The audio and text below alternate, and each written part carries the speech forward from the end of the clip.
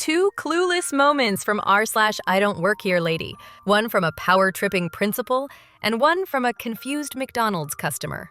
Let's get into it. How an entitled principal abducted my niece because he thought she was skipping class. First, a little explanation. Here in Germany, we have Bundesländer, kind of like the states in the US, but way less independent. Since the school system is up to the BL, they often started their summer vacations at different times. The biggest reason being chaos in the highway system, if everybody would want to drive to summer vacation on the same day. Also, this is not a recent story, but quite a few years ago. My niece is from Bavaria. I am from Baden-Württemberg. Her summer vacation started a whole week earlier than ours, and she came for a visit with my brother and her siblings. It was like in the morning, and we decided to take Doggo for a walk and go to the bakery on the other side of the street of a big school complex. I went in, she stayed outside with Doggo, I came back out, and she was gone. Let us introduce our protagonists. PP refers to Principal Pissant, me refers to Take a Guess, and N refers to my niece. I immediately tried calling her cell phone. She picked up and said, "Thank God you are calling." Then I heard a man screaming in the background. "How dare you take a phone call while I am talking to you? You are in enough trouble for skipping class."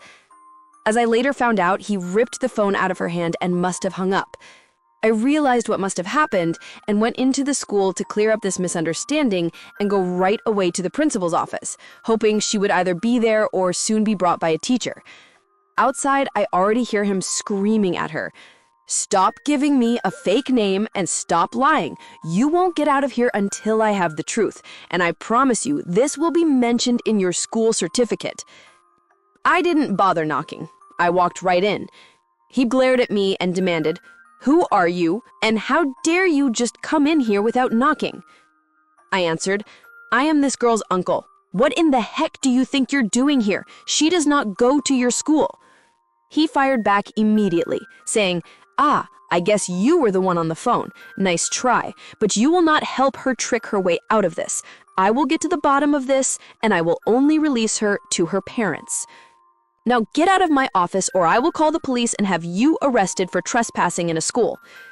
I stood my ground and told him, "I will stay right here to protect my niece from your crazy and calling the cops sounds like a really good idea. After all, you have abducted my niece." So I called the police and reported that my niece had been abducted, telling them to come to the principal's office ASAP. He scoffed and said, "Do you really expect me to believe your fake phone call?" Then he continued shouting at my niece, who was already in tears. I snapped and yelled, "Stop freaking shouting at my niece. You will not address her till the police is here, or I will shut you up." He pointed at me and barked back, "That's it. I'm calling the police now to have you arrested and finally find out her real name." So he called the police, only to find out I actually did call the police. Suddenly, he was not so sure anymore, and you could tell the cogs in his head were finally start to turn. About 5 minutes later, the police finally arrived, and they asked us separately. Here's roughly what my niece told the cops. She was waiting outside the bakery when he came unto her like a bat from hell.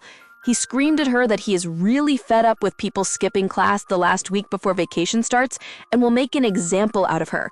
Before she could get a word in edgewise, he grabbed her by the arm really hard enough she got a bad bruise for over a week. The cops also took her data and confirmed she is from Bavaria. They then asked us if we want to press charges, and I just said, "Throw the book at him." He heard the word charges and suddenly realized he was in real deep trouble. So he came over. Hearing the word charges, the principal suddenly rushed over, trying to sound reasonable. He said, "Hey, this is just a misunderstanding. You have to understand I have to be strict with people skipping class." I didn't let him wiggle out of it. I answered, "If by being strict you mean assaulting a 12-year-old so badly she has a handprint from you on her arm that will create a huge bruise, abducting her from my care, and wrongfully imprison her in your office while screaming at her and scaring the bejesus out of her, then no, I do not have to understand that." Then he pleaded again. Please, you are completely blowing this out of proportion. I could get suspended without pay over this and even lose my job. And I told him, good. Anybody who treats a scared 12-year-old like that should never again get to work with kids. In the end, he really did lose his job, and I am very glad he did. During the investigation, it turned out he was a sorry excuse for a teacher who belittled kids, who always took the teacher's side no matter how wrong they were, and even had slapped kids on several occasions. He went to court for assault and attempted abducting, plus a few more bodily harms against students.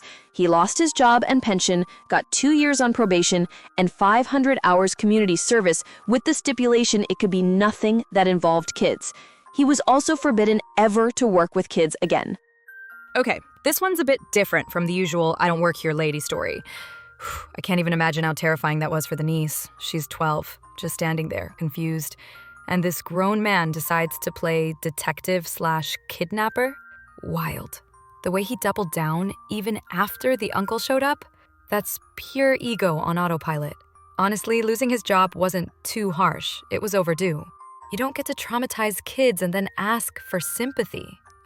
And from one overconfident adult to another, next up, a McDonald's customer who mistakes basic manners for free labor.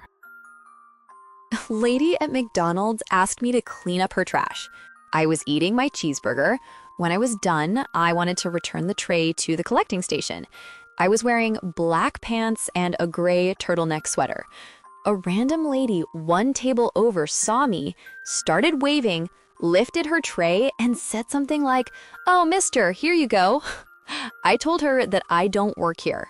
She seemed perplexed and said that because I was taking the tray to the collecting station, she thought I was an employee. I asked her, very sarcastically, since when McDonald's employees wear turtleneck sweaters, and told her she's probably a jerk of a customer if she assumes everyone returning their tray is an employee. The stupidity and audacity of some people know no bounds. You know, this one actually made me pause. Because depending on where that lady came from, this could have just been a cultural thing. In some countries, McDonald's staff do clean up after customers. It's part of the service. So while it feels entitled here, maybe she honestly thought that's how it worked everywhere. Still, assuming a random person in a turtleneck works there, that's definitely a leap. Either way, OP's sarcasm probably taught her how things roll outside her bubble. So after hearing both stories, which one made you react more? The raging principal or the confused McDonald's lady? Tell me in the comments. I'd love to read your thoughts. That's it for today's wild ride through r/IDontWorkHereLady, where uniforms mean nothing and confidence is delusion. If that gave you secondhand embarrassment or a good laugh, give it a big thumbs up. Drop your favorite I don't work here moment in the comments. I want to hear your stories too. And if you're not subscribed yet, you know what to do. Hit that button, ring the bell, and I'll see you in the next one. Hopefully not getting yelled at in a Target parking lot. Bye.